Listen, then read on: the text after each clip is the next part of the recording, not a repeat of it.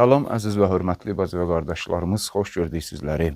Balası və quduz iti olan Siyonist rejimin çöküşünün yaxınlaşmasından sonra artıq söz verildiyi kimi onun yiyəsi, papası Amerika Birləşmiş Ştatlarının da vədi verilmiş süqutu sürətlənməyə davam edir. Bu təkcə zahiri, fiziki və yaxud da hökumət hərbi süqut deyil, əsasən siyasi, mədəni, tarixi və bütün bunların kökündə duran ideoloji və etiqadi çöküşün sürətlənməsidir. Yadınızda varsa bir neçə məsələyə biz çox təkid etmişdik və davam edirik təkid etməkdə. Bunun birincisi və əsası budur ki, müqavimət cəbhəsi və onun mərkəzliyi olan İran İslam Respublikasının siyasəti təbii olaraq öz ideologiyalarına, yəni İslami prinsiplərə əsaslanaraq ilahi sünnət əsasında insanların oyanış dalğasını yaratmaq və intensivləşdirməkdir ki, insanlar özləri onların vücudunda olan ilahi qüdrəti və potensialı üzə çıxarsınlar və öz ilahi həqiqətlərinə qayıtsınlar. Munci, nicat verən İmam Zaman əleyhissalamın qlobal və cəhani hökuməti istiqamətində olan bu oyanış dalğası təbii olaraq bu illər ərzində qurbanlar təqdim edib. Belə ki, 1979-cu ildə İranda formalaşan İslam inqilabından üzü bu tərəfə əvvəllər İran daxilində bu qurbanlar təqdim edildi. Yəni, təkcə İranın özü ilə dünya imperializmi, qərbli, şərqli fərq etmir coğrafi mənada. Bunların arasında gedən döyüşdə onların İran daxilindəki münafiqləri və terrorçuları vasitəsilə şəhid mütəhhərilər, şəhid behiştilər, rəcailər və s. Amma inqilabın ikinci addımı ki, reallaşmağa başlayıb və qloballaşır, qlobal müqavimət və oyanış dalğası fonunda məxsusən 2000-ci ildən üzü bu tərəfə bu qurbanlar zaman-zaman artıq həm İran daxilindən əlavə bölgədə və yavaş-yavaş Tufanul Əqsa təqribən 2 il bundan öncədən üzü bu tərəfə artıq Qərbin Məsihi dediyimiz, müxtəlif müsəlman demədiyimiz xalqlarının içərisində də özünü göstərir. Və elə təsadüfi deyil ki, ali məqamlı rəhbərin son çıxışı da buna işarə idi. Əslində bu qurbanların, verilən şəhidlərin, hətta bu azadlıq harayı uğrunda istəyir Amerikanın xalqı olsun, istəyir Avropanın özündə olsun, azadlıq harayı uğrunda meydanlara çıxıb həbs olunan, qanını verən, canını verən insanların özü də Allah dərgahında şəhiddir. Bunların məqam fərqləri var, amma Allah yolundadılar. Ona görə də bu şəhidlərin qanı ki, bunların ən kulminasiya nöqtəsində bayaq adlarını saydığım, indi məsələn son dövrlərdə bu periyodun və mərhələlərin dönüm nöqtələrindən biri olan Hacı Qasım Süleymani, Allah rəhmət eləsin, onun şəhadəti, Seyyidin Həsən Nəsrullah, Həniyə, Senvar və s. bu cür şəhidlərin qanları və hətta qərbdə şəhid olanların qanları da hərəsi öz dərəcəsində elə şəhid mütəhhərinin buyurduğu kimi cəmiyyətin damarlarına tökülür, yerə axmır. Çünki bütün bu qanlar İmam Hüseyn qanının cüzvi balaca nümunələridir ki, İmam Hüseyn əleyhissalam da Allahın nümunəsi idi. Bayaq da qeyd etdiyim kimi, ali məqamlı rəhbər necə də bu iki çöküşə çox zirəngliklə, yenə də dəqiq hesablama ilə işarə vurdu. Son çıxışlarımıza baxın. Həm tərcüməli bir çıxışını, alt yazılı videosunu yerləşdirmişik. Ondan öncə də həmin çıxışın təhlilini tərcüməsi ilə birlikdə edib yerləşdirmişdik. Orada da buna bir işarə vurmuşduq. Amma indi deyirik, hər iki çöküşə gözəl işarə vurmuşdu ali məqamlı rəhbər. Orada birində buyurur ki, İmam Xomeyninin il dönümündə vəfatının Amerikanın və Qərbin xalqları artıq elə bir dalğa yaranıb ki, onlar Amerika və Qərbin mədəniyyətinə qarşı nifrətləri artır. Bugün Amerikanın daxilində hətta bəzilərinin iddiasına görə inqilaba çevrilə biləcək və intensivləşən etirazlar elə belə yerdən deyil. Avropanın özündə Fransanın paytaxtı Parisdən götürün, İngiltərənin zaman-zaman özündə və digər Avropa ölkələrində, Almaniyada və ikinci nöqtə vuruşu rəhbərin Siyonist quduz itibarəsində idi ki, çox da uzun çəkməyəcək və dağılmaq üzrədir, çox da uzun çəkməyəcək. Belə buyurmuşdu. Bugün gedən hadisələr bizə bunu açıq-aşkar göstərir. Amerikada baş verən hadisələrə baxsaq, bu birinci atanın, mərkəzin söküşü barəsində danışmaq istəsək bu hadisələr ətrafında qısaca, bu hadisələri ən azı bizim nəzərimizdə 3 aspektdən araşdırmaq olar, təhlil etmək olar ki, vaxtımızı çox almaq istəmirik. Qısaca buna toxunmaq istəyirik. Birincisi budur ki, ümumi şəkildə ilahi sünnət və ilahi məkr proqramının rezonansı, əksül əməli. İlahi məkr planından da dəfələrlə danışmışıq.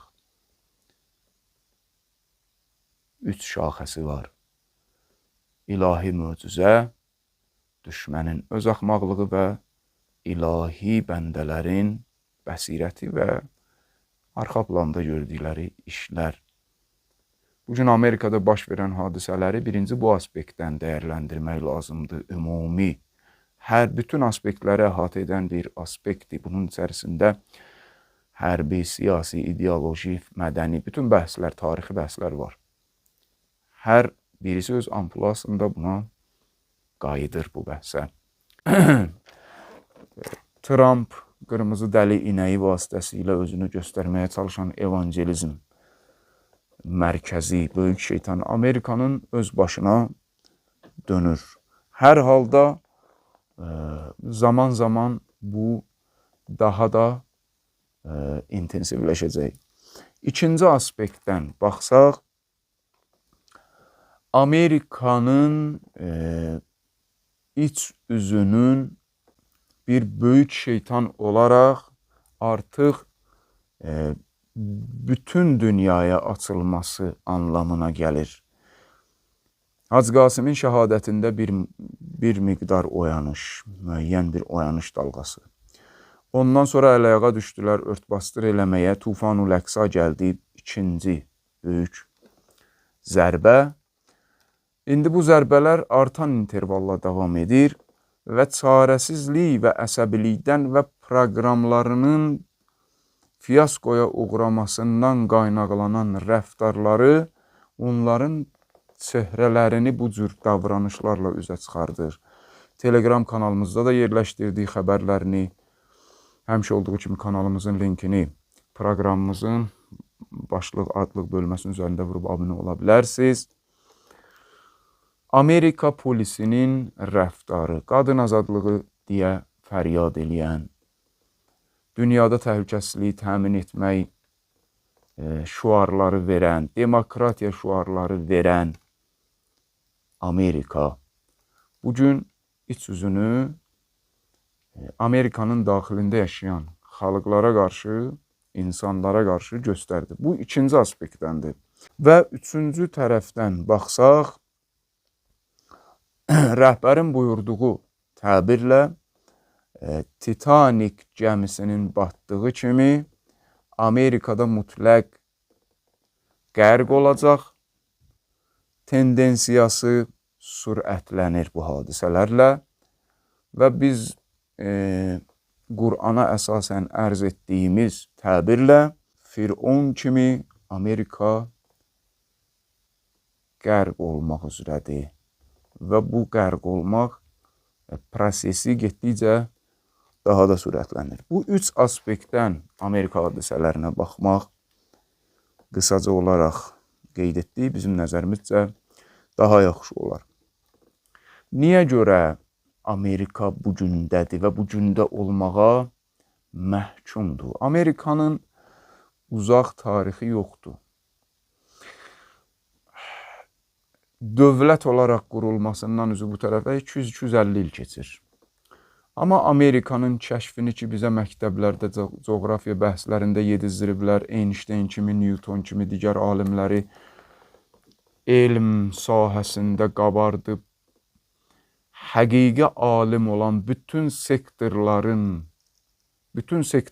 öz elmləri ilə əhatə eləyən Əhl-i Beyt və onun məktəbini kənara qoyaraq, Şərq və müsəlman, məxsusən Əhl-i Beyt məktəbi çərçivəsində yetişən filosof, fizika alimləri, kimya alimləri, İmam Sadiqin tələbələrini kölgədə qoyaraq bizə Einstein, Newtonu yedizdiriblər. Xristofor Kolumbu da coğrafi baxımdan elə yedizdirmişdilər bizə ki, bu Kolumb bağlanan kanalımızda bir neçə il bundan öncə bu barədə danışdıq. Gələn proqramlarda mütləq Yəhud barəsində danışanda buna toxunacaq inşallah. Həm də Amerika prosesləri davam edir. 1491-ci ildə, səhv eləmirəmsə, Kolumb Amerikanı güya kəşf etdi. Tarixi sənədlərdən danışmışdıq orada. Tarixi sənədlərin özünə əsasən, hətta Kolumbun göndərdiyi məktubda o vaxt ki, Yahud casuslarının embleması və simvolunun olması məsələsi var. Xristofor Kolumb da digər bizə yedizdirilən Einstein, Newton kimilər kimi Yahud əsillidir. Və ikinci tarixin şahidlik etdiyi fakt Xristofor Kolumb və onunla gedən sərkərdələr Amerikanın qızıl dərililərini milyonlarla qızıl dərilisini bir neçə il ərzində qətliam edirlər. Hətta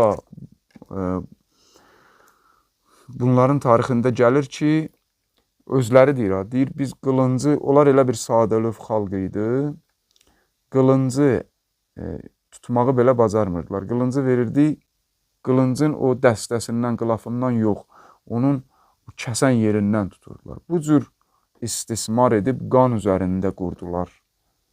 Bir sistem qurdular, qırmızı və göy rənglərə ayırdılar ki, bu barədə də söhbətimiz olacaq. Bugün hətta futbol arenalarında ki, bugün dünyada ən məşhur oyun futboldur, ən çox azarkeşi olan bir idman növüdür demək olar.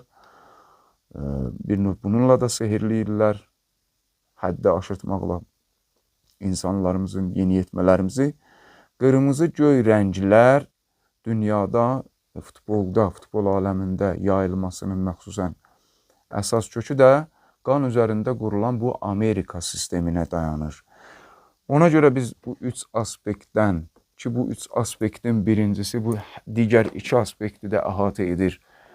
İlahi sünnət aspektinə dayandıq Amerikanın bu hadisələrinə baxmaqla ki, əslində qan üzərində qurulan tarix və sistem gec ya tez ağır şəkildə diktatorluğunun bədəlini ödəməlidir ki, Amerikanın daxilində olan müxtəlif xalqlar, istəyir mühacirlər, immigrantlar olsun, istəyir belə daxili xalq adı ilə yaşayanlar özləri öz genlərinə qayıtmalıdırlar, azadlıq genlərinə. Bu Amerikaya dəyən zərbə və bu zərbə maraqlıdır ki, həmzamandır nə ilə? Bir neçə gündür barəsində hətta söhbət etdiyimiz, təhlil verdiyimiz Siyonist rejimə vurulan ağır kəşfiyyat zərbəsi ilə İran İslam Respublikası tərəfindən ki, Yenə də deyirəm, dünən İranın rəsmi nümayəndələrindən birinin tweet hesabında, tweet yerləşdirmişdi öz Twitter hesabında ki, 10 milyondan çoxdur bəzi məlumatlara görə bu sənədlər. Əlbəttə, İranın Kəşfiyyat Nazirliyi bəzilərini üzə çıxaracağını söz verib. Hər halda bu zərbə çox ağır casusluq və kəşfiyyat zərbəsidir və tarixdə misli görünməyib.